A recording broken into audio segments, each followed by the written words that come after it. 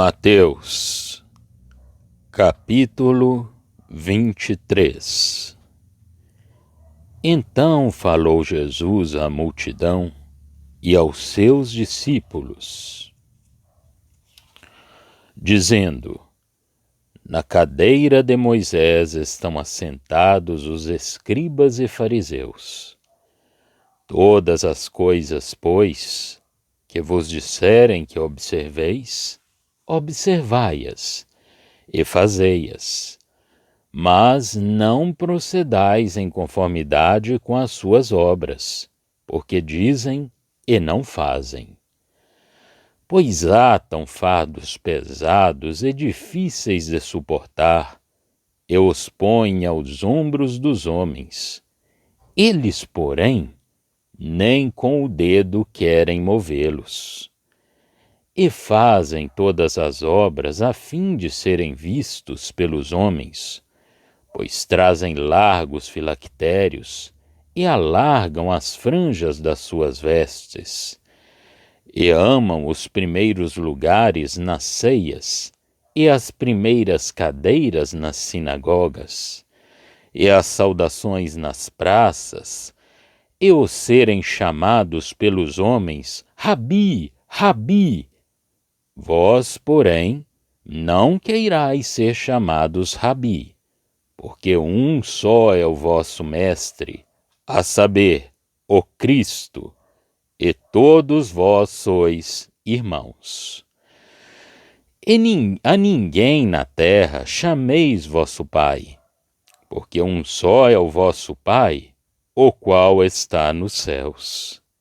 Nem vos chameis mestres, porque um só é o vosso Mestre, que é o Cristo. O maior dentre vós será vosso servo, e o que a si mesmo se exaltar será humilhado, e o que a si mesmo se humilhar será exaltado. Mas ai de vós, escribas e fariseus hipócritas, pois que fechais aos homens o reino dos céus, e nem vós entrais, nem deixais entrar aos que estão entrando. Ai de vós, escribas e fariseus hipócritas, pois que devorais as casas das viúvas, sob pretexto de prolongadas orações, por isso sofrereis mais rigoroso juízo. Ai de vós, escribas e fariseus hipócritas, pois que percorreis o mar e a terra para fazer um prosélito, e depois de o terdes feito, o fazeis filho do inferno 2 vezes mais do que vós. Ai de vós, condutores cegos, pois que dizeis, qualquer que jurar pelo templo, isso nada é, mas o que jurar pelo ouro do templo, esse é devedor. Insensatos e cegos, pois qual é maior, o ouro ou o templo que santifica o ouro? E aquele que jurar pelo altar, isso nada é, mas aquele que jurar pela oferta que está sobre o altar, esse é devedor. Insensatos e cegos, pois qual é maior, a oferta ou o altar que santifica a oferta? Portanto, o que jurar pelo altar, jura por ele e por tudo o que sobre ele está. E o que jurar pelo templo, jura por ele e por aquele que nele habita. E o que jurar pelo céu, jura pelo trono de Deus e por aquele que está assentado nele. Ai de vós, escribas e fariseus hipócritas, pois que dizimais a hortelã, o endro e o cominho, e desprezais o mais importante da lei, o juízo, a misericórdia e a fé. Deveis, pois, fazer estas coisas, e não omitir aquelas. Condutores cegos, que coais um mosquito e engolis um camelo. Ai de vós, escribas e fariseus hipócritas! Pois que limpais o exterior do copo e do prato, mas o interior está cheio de rapina e de iniquidade. Fariseu cego, limpa primeiro o interior do copo e do prato, para que também o exterior fique limpo. Ai de vós, escribas e fariseus hipócritas! Pois que sois semelhantes aos sepulcros caiados, que por fora realmente parecem formosos, mas interiormente estão cheios de ossos de mortos e de toda a imundícia. Assim também vós exteriormente pareceis justos aos homens, mas interiormente estáis cheios de hipocrisia e de iniquidade. Ai de vós, escribas e fariseus hipócritas! Pois que edificais os sepulcros dos profetas e adornais os monumentos dos justos, e dizeis: se existíssemos no tempo de nossos pais, nunca nos associaríamos com eles para derramar o sangue dos profetas. Assim, vós mesmos testificais que sois filhos dos que mataram os profetas. Enchei vós, pois, a medida de vossos pais. Serpentes, raça de víboras, como escapareis da condenação do inferno? Portanto, eis que eu vos envio profetas, sábios e escribas. A uns deles matareis e crucificareis, e a outros deles açoitareis nas vossas sinagogas e os perseguireis de cidade em cidade, para que sobre vós caia todo o sangue justo, que foi derramado sobre a terra, desde o sangue de Abel, o justo, até ao sangue de Zacarias, filho de Baraquias, que matastes entre o santuário e o altar. Em verdade vos digo que todas estas coisas hão de vir sobre esta geração.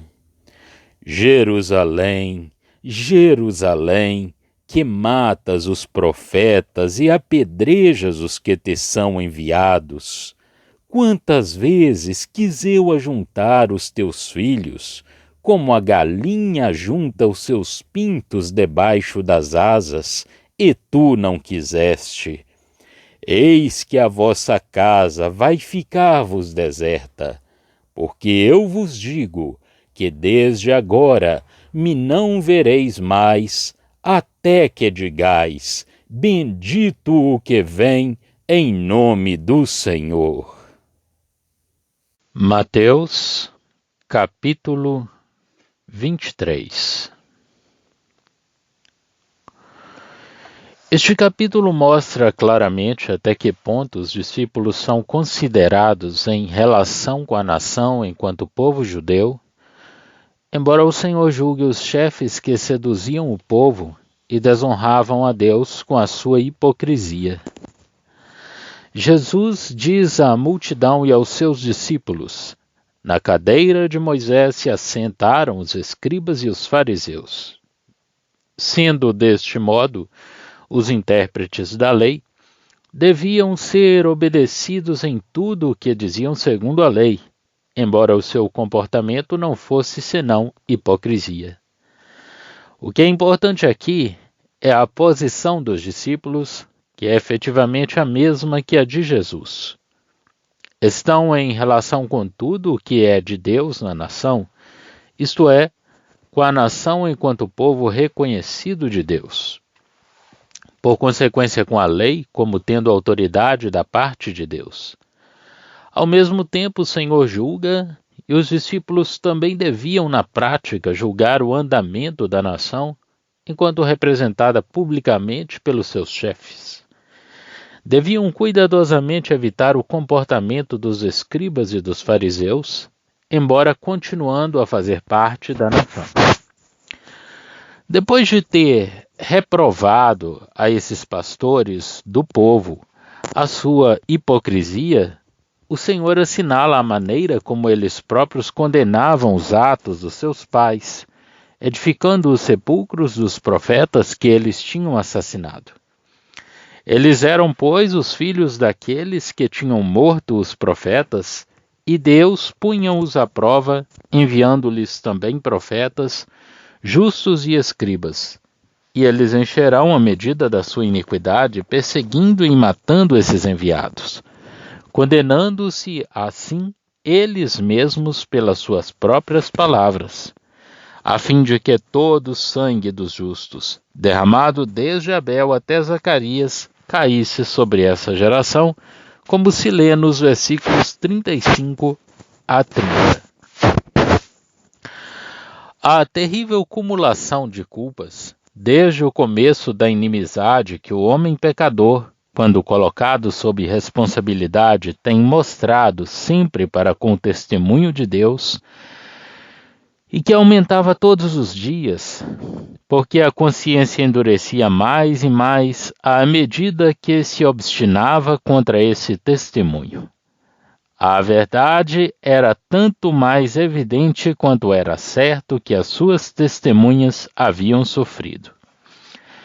Era um escolho visível a evitar na marcha do povo. Mas o povo perseverava em fazer o mal, e cada passo em frente nesse caminho, cada ato semelhante, era uma prova do seu crescente endurecimento. Tudo estava acumulado sobre a cabeça dessa geração reprovada. Note-se aqui o caráter atribuído aos apóstolos e aos profetas cristãos. Escribas, sábios, profetas são enviados aos judeus, à nação rebelde. Isso mostra claramente qual o ponto de vista em que eles são considerados neste capítulo. Até mesmo os apóstolos são sábios, são escribas enviados aos judeus. Mas a nação, Jerusalém, a cidade bem amada de Deus, é culpada e é julgada. Cristo, como temos visto desde a cura do cego perto de Jericó, apresenta-se como o eterno, o Rei de Israel. Quantas vezes quis ele ajuntar os filhos de Jerusalém e eles não quiseram. E agora a sua casa ia ficar deserta até que, convertidos de coração, se servissem das expressões do Salmo 118 e em seu desejo aclamassem a vinda daquele que vem em nome do Eterno, esperando a libertação das suas mãos e pedindo-lhe numa palavra, até que clamem, Hosana àquele que vem. Não deviam mais a Jesus, até que, humilhados de coração, proclamassem bendito aquele que esperavam e que agora rejeitavam. Enfim, até que estejam preparados de coração. A paz virá depois. O desejo precede o seu aparecimento. Os últimos 3 versos mostram-nos claramente a posição dos judeus, ou de Jerusalém, como centro do sistema judaico perante Deus. Desde há muito, e muitas vezes, Jeová, o Salvador, quisera ajuntar os filhos de Jerusalém como a galinha junta os seus pintinhos debaixo das suas asas. Mas eles não quiseram. A sua casa permanecerá abandonada e deserta, mas não para sempre. Depois de terem morto os profetas e lapidado aqueles que lhes tinham sido enviados, os judeus tinham crucificado seu Messias e rejeitado e matado aqueles que ele lhes tinha enviado para lhes anunciarem a graça, mesmo depois da sua rejeição. Por isso não o verão mais, até que se arrependam e o desejo de o verem germine em seus corações, de modo que estejam preparados para o bendizerem. E o bendigam em seus corações, e façam confissão desse desejo. Mas o Messias, que ia deixá-los, não será mais visto por eles, até que o arrependimento incline os seus corações para aquele que nesse momento rejeitavam. Depois eles o verão. O Messias, vindo em nome de Jeová, será manifestado ao seu povo Israel. É Jeová, o seu Salvador, quem aparecerá. E o Israel, que eu tinha rejeitado, como tal o verá. O povo entrará assim no gozo das suas relações com Deus. Tal é o quadro moral e profético de Israel. Os discípulos, como judeus, eram considerados como fazendo parte da nação, embora como um remanescente espiritualmente separado dela e dando testemunho no seu meio. Já estão disponíveis para leitura os comentários do Novo Testamento e do Antigo Testamento de João Nelson Darby. Estão nos formatos de livro, e-book, também aplicativo para o celular Android. Visite o nosso site www.palavrasdoevangelho.com.